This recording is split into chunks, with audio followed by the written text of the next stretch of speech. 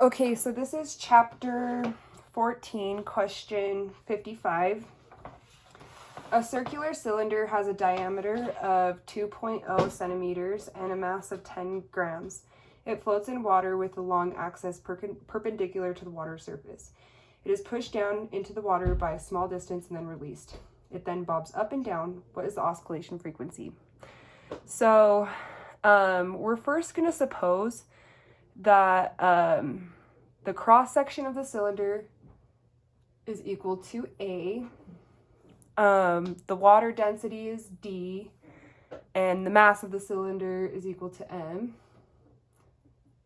Water density, cross section, mass is M. Okay, so first, the downward force, we're going to call that the upthrust, and the mass times gravity is equal to A times x of 0 times density times gravity. And then that means that mass is equal to Ax of 0 times the density. So when the cylinder is further depressed, then the net force is equal to this, but it's going to be a negative because it's the opposite direction. So then knowing this, we know that the mass times the density divided by the density of T times the density of X divided by the density of T is going to be equal to negative A dgx.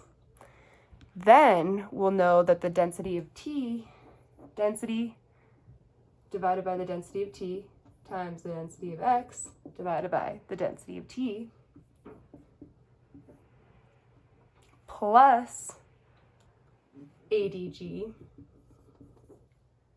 divided by mass times x equals 0. So we just need to solve for frequency. So I'm just going to move this. To solve for frequency, we know that frequency is equal to the angular motion divided by 2 pi. So we just need to plug in everything we just talked about.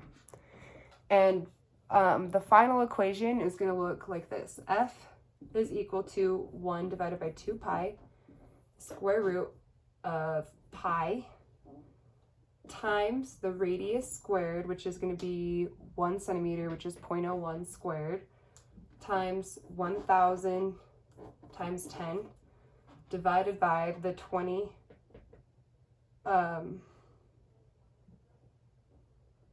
10 grams. So it's 10 grams divided by the weight.